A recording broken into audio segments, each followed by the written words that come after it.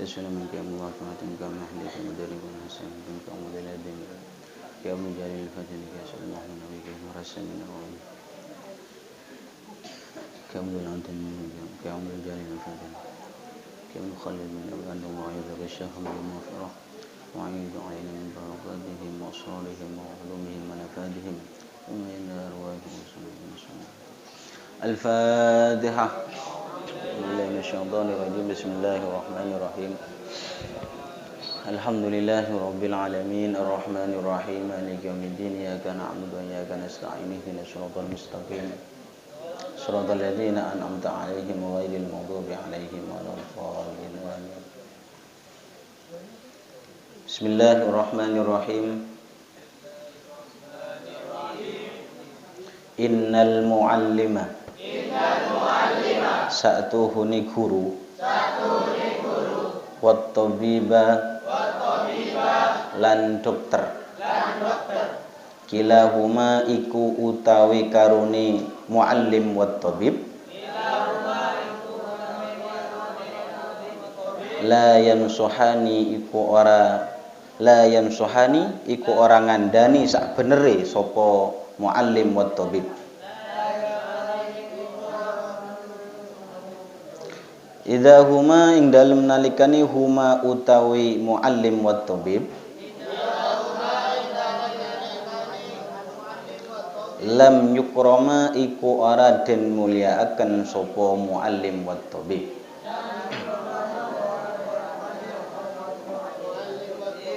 fasbir mongko sabar sira lidaika maring penyakit sira in jafauta lamun bangkang sira tabibaha ing doktere da wakna lan rimoho sira bijahlika kelawan bodoh sira in jafauta lamun bangkang sira mualliman ing guru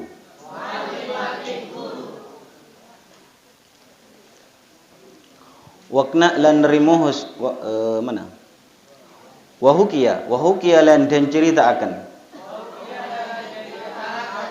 apa annal khalifah sa'tuhuni khalifah nyatane Harun ar-Rasyid khalifah Harun ar-Rasyid ba'asa iku ngutus sapa Harun ar-Rasyid ibnahu ing putrane Harun ar-Rasyid oleh ngutus ilal Asmu'i maring Syekh Asmu'i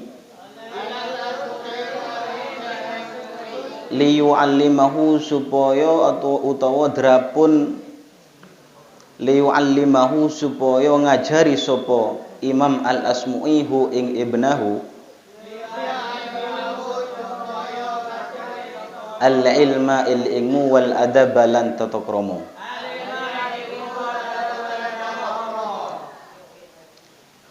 faraahu nuliningali sapa Harun ar-Rasyid hu ing ibnahu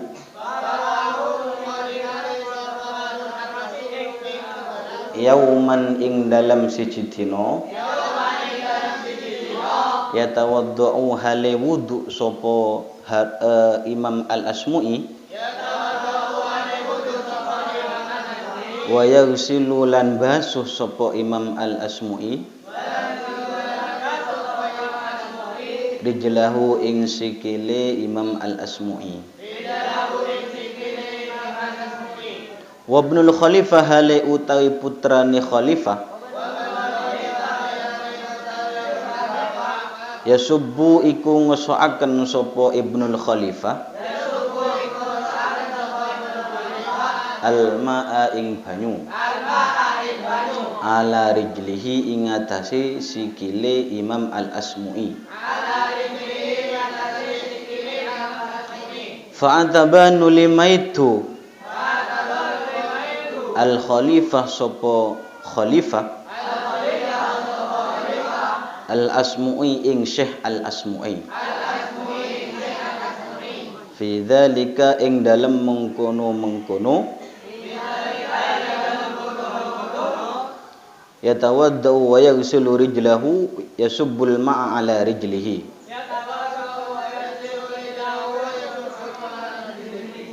faqala nulidahu sapa Harun ar-Rasyid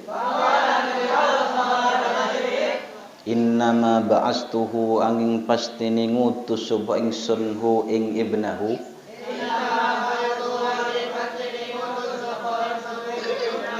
ilaika maring sira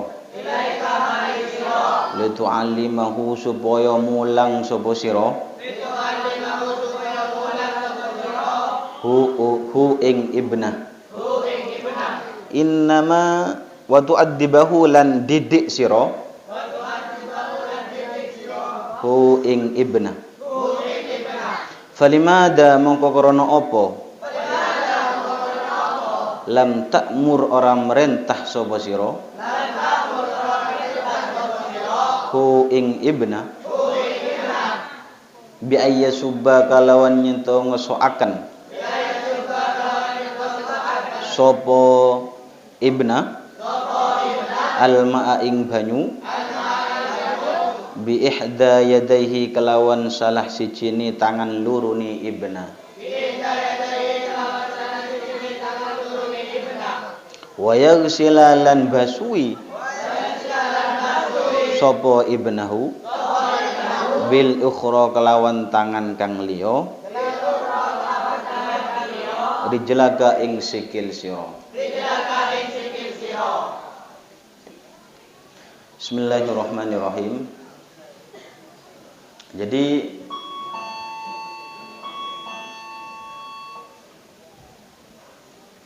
innal muallim wat tabiba kilahuma la yamsuhani idza huma lam yukrama. Jadi di antara ta'zimil ilmi wa ahli, kalau ingin ilmu kita itu manfaat dan barokah, tentunya kita itu harus mengagungkan ilmu dan guru. Ya. Itu dua pokok yang bisa kita ambil hikmah pada pagi hari ini mengenai tentang gimana cara kita mengagungkan ilmu dan mengagungkan terhadap guru. Nah, dengan dua hal ini kita bisa mendapatkan ilmu dan barokah dan manfaat. Yang pertama, innal muallim wa tabiba kilahuma la yansuhani. Jadi muallim, guru dan tabib, ya. Tentunya kita kalau ingin ilmu yang barokah dan manfaat, tentunya itu kita harus berguru kepada seorang guru. Dan yang kedua tabib, ketika kita sakit, ketika kita berobat kepada dokter, tabib itu dokter. Lalu tabib atau dokter ini mengarahkan kita seperti ini, seperti itu agar kita sembuh. Maka kalau kita ingin sembuh penyakit kita, maka tentunya kita harus mengikuti terhadap arahan dokter. Jadi dua hal ini kalau kita ingin mendapatkan ilmu yang barokah dan manfaat, tentunya harus mengagungkan terhadap guru. Yang kedua, kalau kita ingin sakit kita sembuh misalnya, maka harus mengikuti terhadap arahan dokter. Tapi jelas yang menyembuhkan dan menyakitkan kita itu adalah Allah. Wa idza maridtu fahuwa yashfin. Ketika kita sakit misalnya, maka yang menyembuhkan itu adalah Allah. Tuh. Jadi tapi ada beberapa tahapan-tahapan atau ikhtiar kita bisa sembuh. Minum obat atau di situ pergi kepada dokter. Itu. Jadi hati-hati. Yang pertama dalam masalah guru, Jadi kita kalau memilih guru itu harus hati-hati. Jangan sampai kita memilih seorang guru itu gara-gara sakti. Karena banyak sekarang itu kalau tidak sakti, maka kalau guru itu tidak sakti maka tidak ada yang mengikutinya. Begitu juga sebaliknya, kalau ada guru yang sakti misalnya, ada orang yang sakti, banyak orang yang berguru kepadanya. Ya. Ini adalah hal yang salah. Ya. Jadi ada suatu cerita diceritakan kepada Syekh Yazid Al-Bustami. Ada seorang santrinya mengatakan kepada beliau, Syekh Yazid, ada seseorang di sana yang sangat sakti. Ia sholat di atas air. Ya. Dia sholat di atas pepohonan. Ya. Ini sudah sangat luar biasa. Kalau menurut nalar kita, ya, sudah khariqul adah, sudah menyalahi terhadap kebiasaan. Tentunya hati kita ketika melihat orang yang seperti ini, melihat orang yang sudah sholat misalnya di atas pepohonan atau sholat di atas air, ya, maka seakan-akan kita itu ingin berguru kepadanya. Ya. Lalu apa kata Syekh Yazid Al-Bustami? Ya, jangan sampai kita memilih guru itu menilai terhadap kesaktiannya. Ya. Jadi apa? Yang benar menjadi guru itu adalah gimana caranya guru itu mengantarkan kita dekat kepada Allah. Kalau guru itu sudah istiqomahnya sangat luar biasa, ya, jamaahnya luar biasa, takdim kepada kitabnya, takdim kepada guru atau takdim kepada orang tua, ini yang harus kita jadikan sebagai guru. Bukan mereka yang sakti, yang misalnya bisa menghilang. Ya. Ya. Jadi kita tidak mau bisa menghilang tapi tidak bisa kembali. Ya. Percuma kita bisa menghilang tapi tidak bisa kembali. Atau bisa terbang tapi tidak bisa turun. Ya. Ini kan merupakan hal yang aneh, ya, menurut kita. Jadi carilah guru yang di situ, guru itu misalnya yad'u ilallah bi fi'li qabla maqali. Ya. Carilah guru itu yang mengajak kepada Allah dengan cara akhlaknya, dengan cara perilakunya. Qabla maqali, sebelum guru itu mengatakan, ya. Atau carilah guru itu yang tidak banyak bicara, ya, tapi amaliyahnya mendekatkan diri kepada Allah. Itu yang harus kita cari, bukan mereka yang bisa terbang atau bisa sholat di atas air, ya, atau hal semacamnya. Ya. Makanya mencari guru itu bukan mudah sebenarnya. Ya. Kalau cari teman itu sangat mudah, tapi kalau cari guru atau cari kiai itu sangat sulit. Makanya hati-hati dalam mencari guru dan mencari teman, seperti itu. Nah itu. Jadi carilah guru itu yad'u ilallah bi fi'li qabla maqali. Atau yad'u ilallah bi fi'li aksar mim maqali. Jadi carilah guru itu yang mengajak kepada Allah dengan tingkah lakunya. Istiqomahnya luar biasa, ya. Daimul wudu, selalu melaksanakan wudu. Sholat jamaahnya sangat luar biasa. Itu yang harus kita jadikan guru, yang jadikan ustadz, yang kita jadikan panutan. Ya. Itu. Wa tabib, dan juga seorang tabib atau dokter. Ya. Tapi ketika kedua muallim dan tabib ini sudah mengarahkan kepada hal-hal yang tidak baik, maka tentunya kita tidak boleh mengikutinya. Ya. Kalau ada guru misalnya memerintahkan kepada kita hal-hal yang tidak baik, memerintahkan maksiat kepada Allah, ya, maka tidak boleh kita mengikutinya. Ya. Paham ya? Jadi tidak boleh.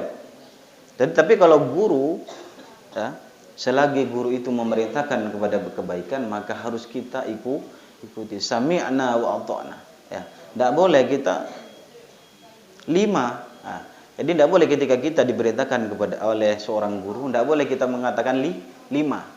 Kenapa? Ya.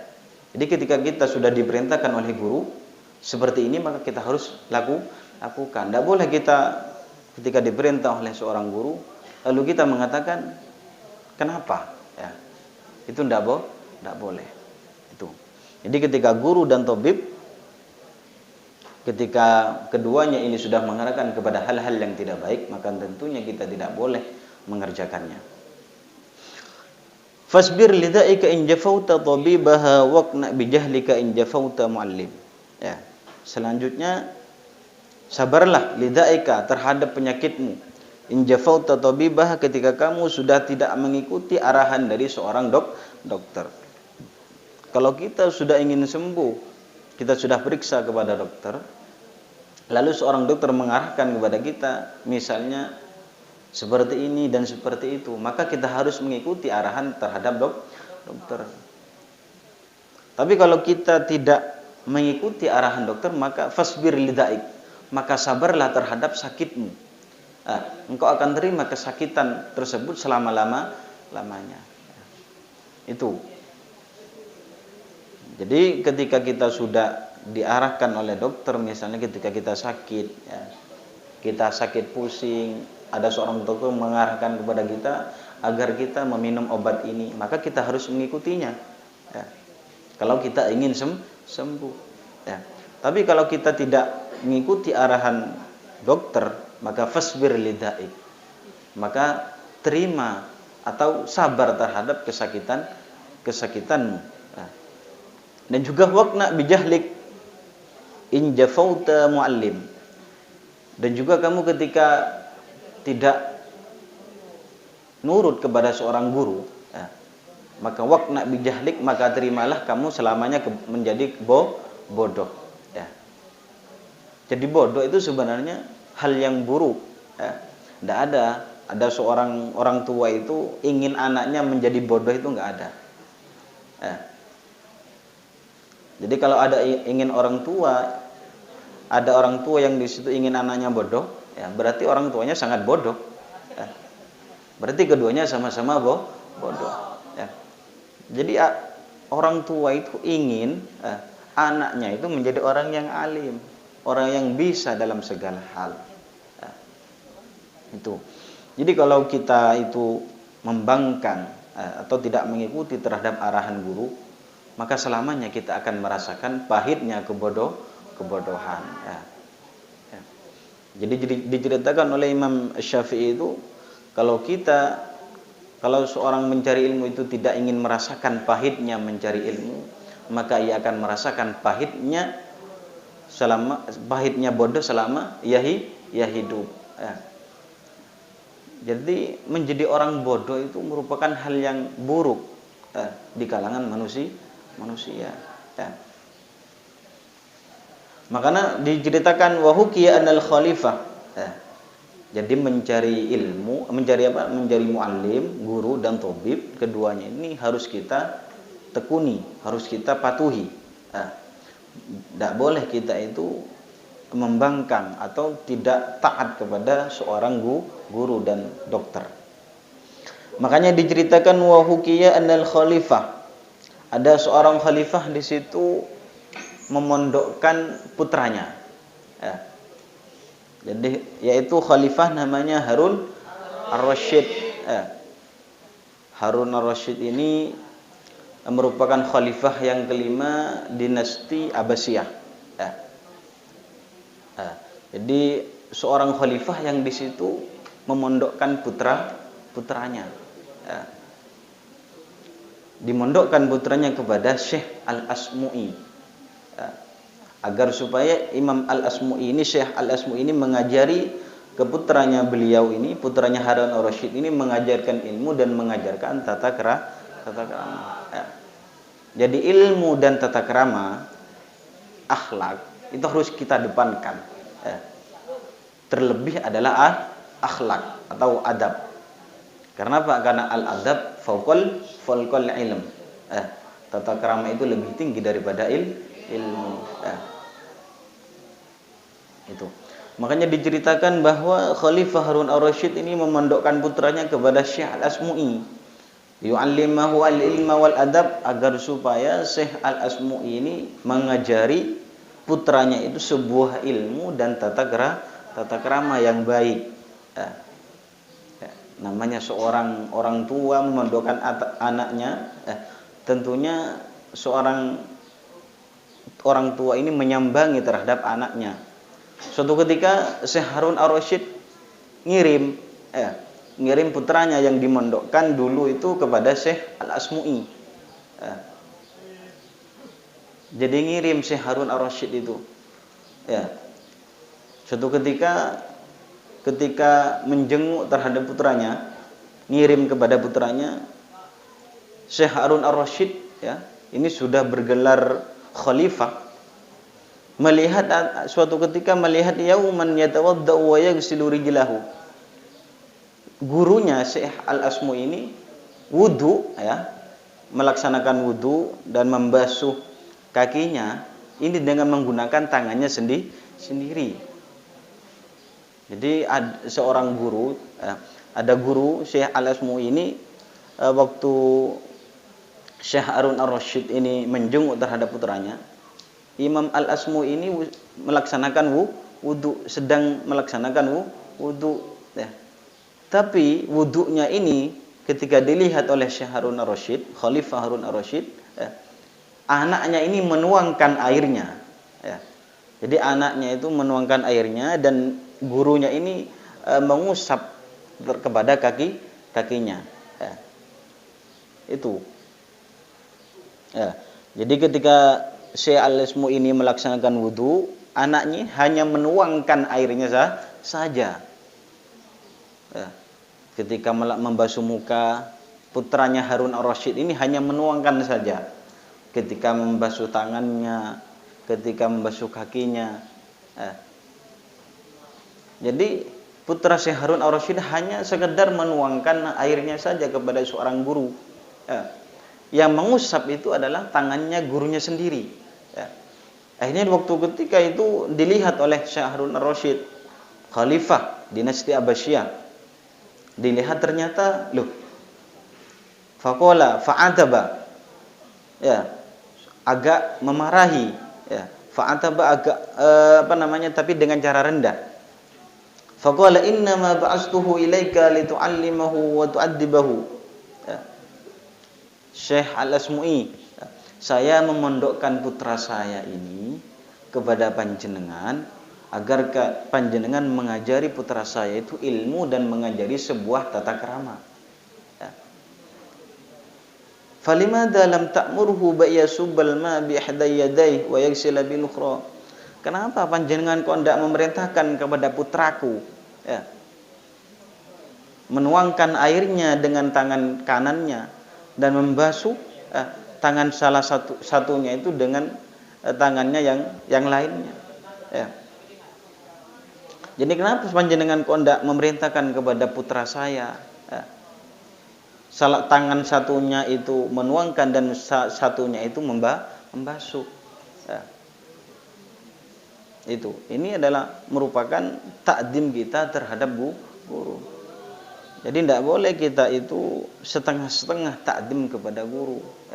Jadi kalau kita sudah diperintahkan kepada guru, maka kita harus ikuti selagi tidak bermaksiat kepada Allah. Buktinya Syekh Harun Ar-Rasyid sudah bergelar khalifah dinasti Abbasiyah yang khalifah yang kelima, beliau masih memondokkan anaknya kepada Syekh Al-Asmu'i. Suatu ketika melihat anaknya ini hanya menuangkan airnya saja waktu Syekh Al-Asmu'i melaksanakan wudu.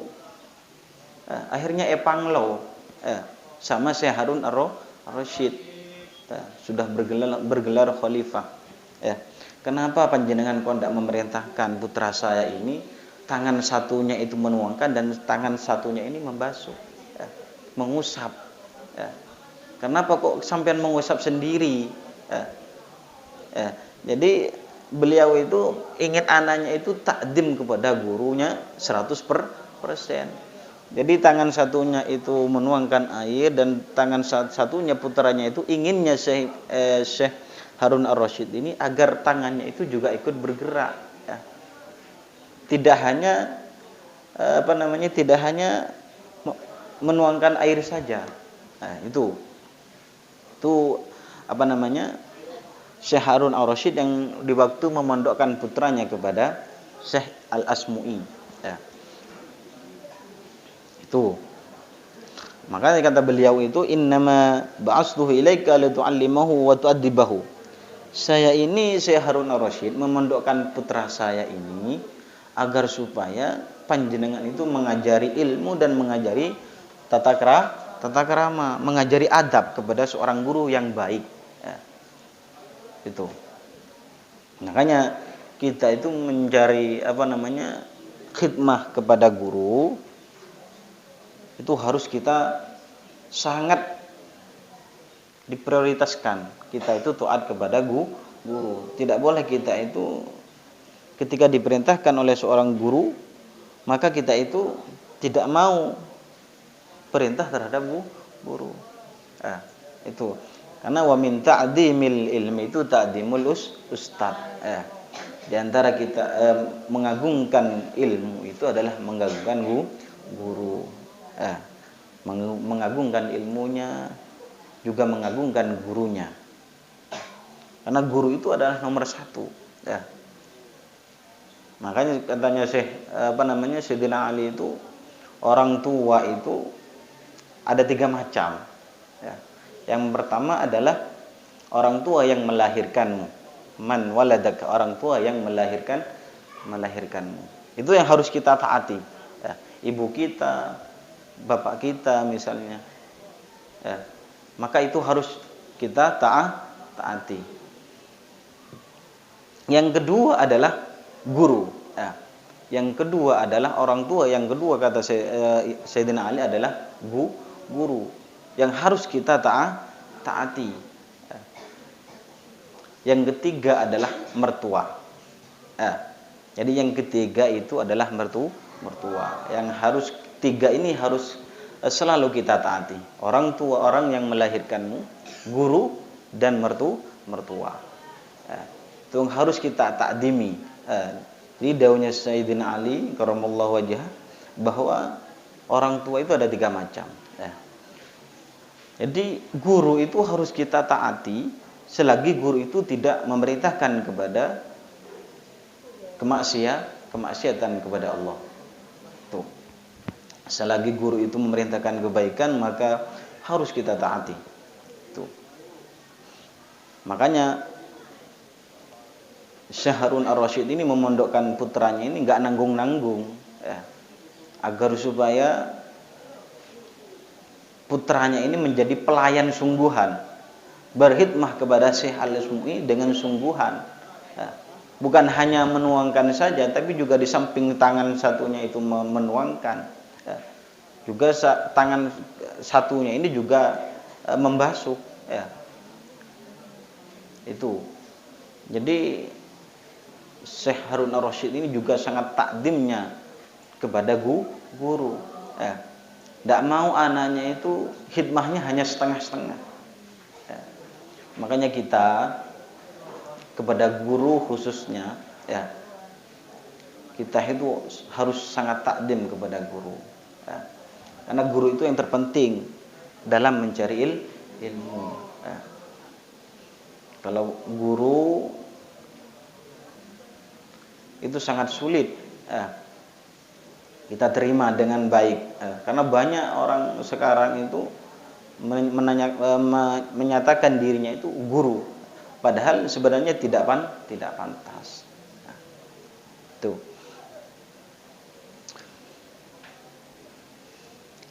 Wa min ta'dimil ilmi ta'dimul kitab, bahwa di antara mengagungkan ilmu adalah ta'dimul kitab, mengagungkan kitab. Jadi kalau kita ingin ilmu kita barokah dan manfaat, tentunya kita juga mengagungkan kitab. Fayambaghi li talibil ilmi alla ya'khudal kitab illa bi tuharah. Ya. Jadi tidak boleh bagi seorang pencari ilmu, santri, itu tidak boleh mengambil kitabnya untuk dipelajari, berangkat sekolah, kecuali dirinya dalam keadaan suci, ya, dalam keadaan mempunyai wudu, ya. Jadi ketika thalibul ilmi, seorang murid ini sudah ingin memegang kitabnya, ya, tentunya dia itu dalam keadaan suci, ya, harus punya wudu. Karena itu merupakan di antara cara kita mengagungkan ilmu, cara pegangnya ya.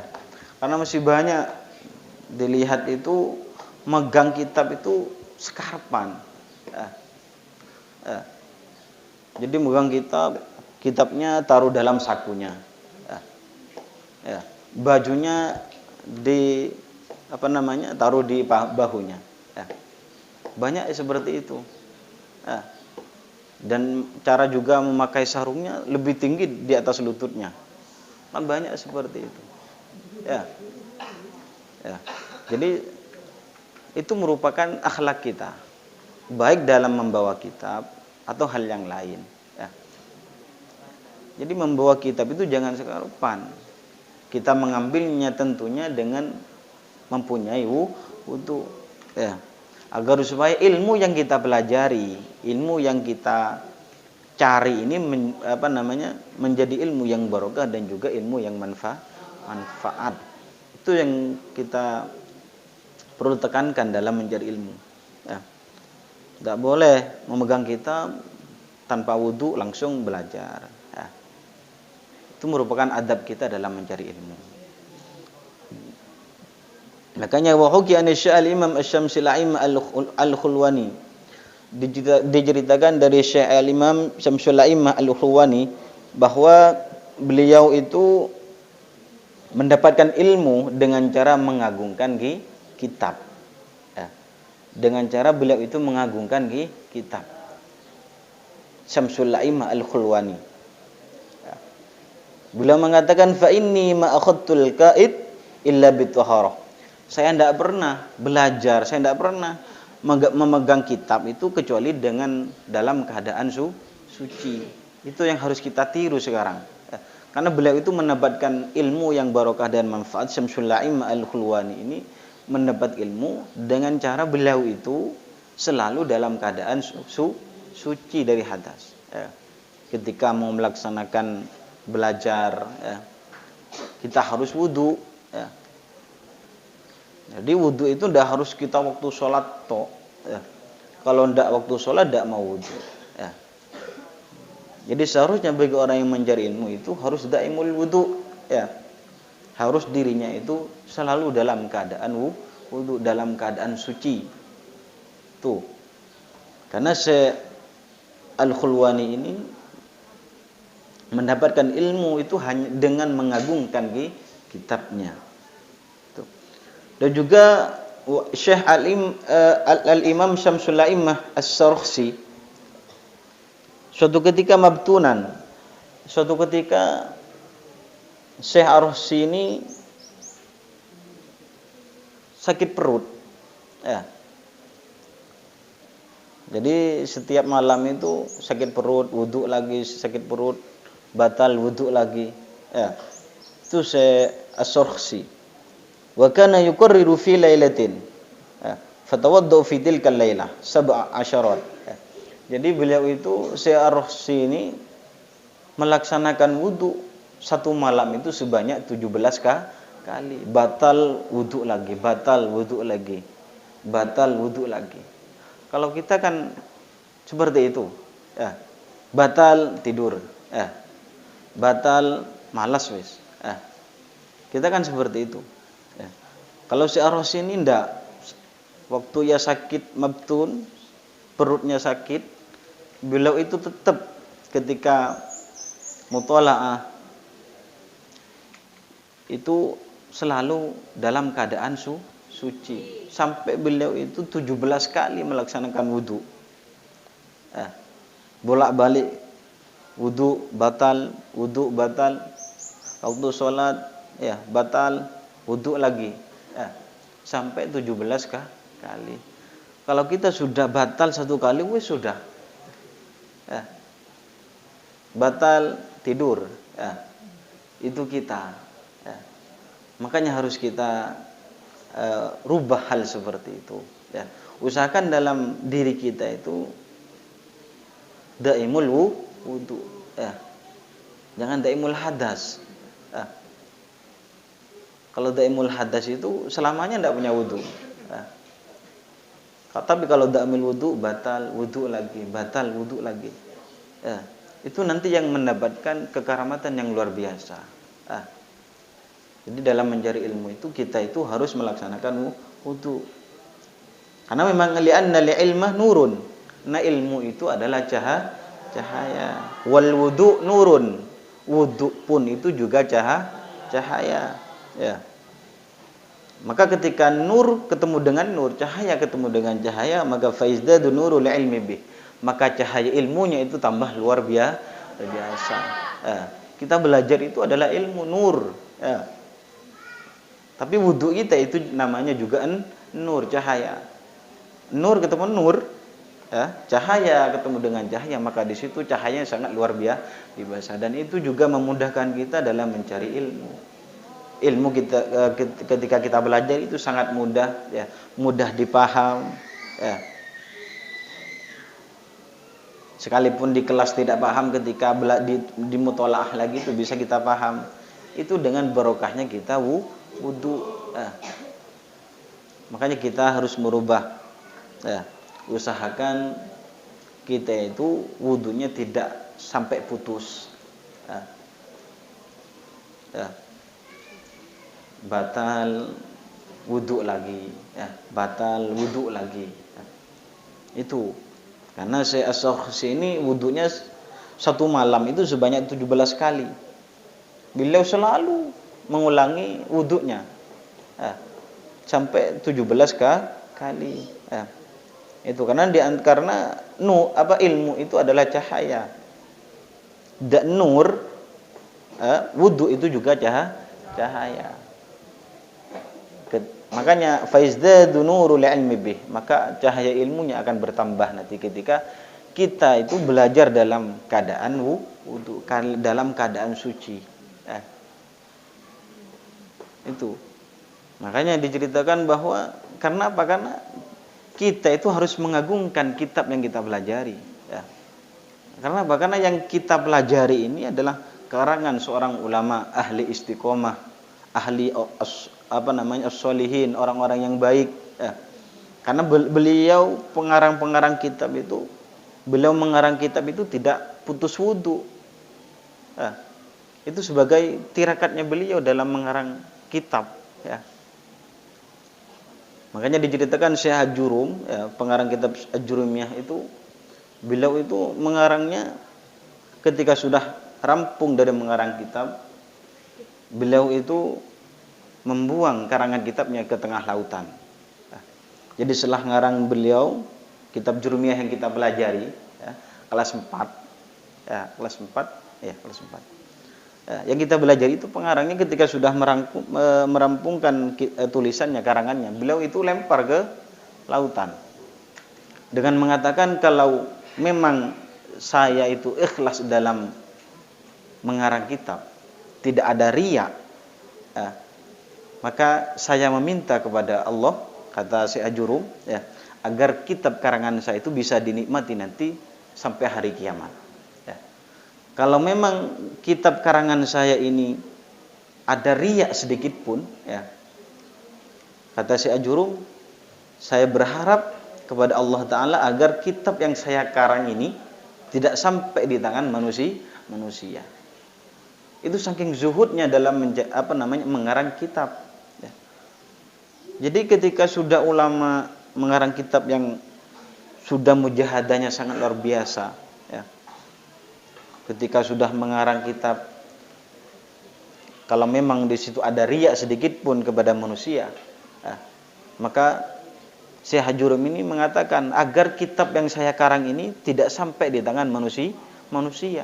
Dan kalau memang saya mengarang kitab ini dalam keadaan ikhlas, ya, maka Syekh Al-Jurum ini mengatakan kepada Allah agar kitab yang saya karang ini bisa dirasakan di tangan manusia sampai hari kiamat. Dan buktinya sekarang, ya, kitab Jurumiyah yang kita pelajari, ya, bisa kita rasakan. Ya. Sebelum datangnya Alfiyah Ibnu Malik, ya, Al-Khudari dan kitab-kitab Alfiyah misalnya, yang pertama kali itu adalah kitab Jurumiyah. Makanya di pesantren-pesantren manapun itu tidak boleh menghapus kitab jurmiyah. Karena bahkan di situ terdapat barokah yang sangat luar biasa. Banyak ulama-ulama di situ yang bisa membaca kitab dengan hanya berbekal dengan kitab jurmiyah. Karena apa? Karena Syekh Jurumi ini sangat luar biasa dalam mengarang kitabnya. Ikhlasnya sangat luar biasa. Makanya tentunya kita ketika mempelajari kitab-kitab ulama salaf karena sudah mujahadahnya sangat luar biasa, selalu ketika mengarang dalam keadaan suci, ikhlas, maka kita untuk mendapatkan ilmu yang seperti itu, kita membaca kitab ulama salaf, maka tentunya kita harus dalam keadaan suci. Itu. Jadi di antara ta'zimul ilmi itu, di antara satu itu mengagungkan guru dan juga mengagungkan kitab. Jadi kalau ilmu kita yang kita pelajari setiap hari ini bisa barokah dan manfaat, usahakan dalam ketika kita mau muthala'ah, usahakan diri kita dalam keadaan suci, berwudu terlebih dahulu, agar yang kita pelajari, yang kita serap itu menjadi ilmu yang manfaat. Ya mudah-mudahan kita mendapatkan ilmu yang barokah dan manfaat, dan juga tentunya bisa mengamalkan apa yang kita pelajari selama ini. Ala hadiniyah al-Fatihah.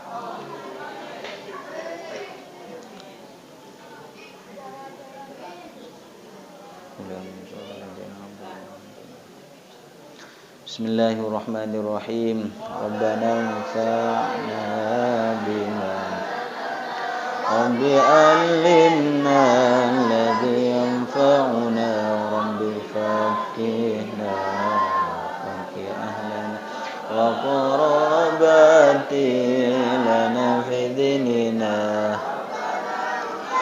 Rabbi alimtana Rabbi alimna alladhi yanfa'una Rabbi fakihna wa fakih ahlana قراباتي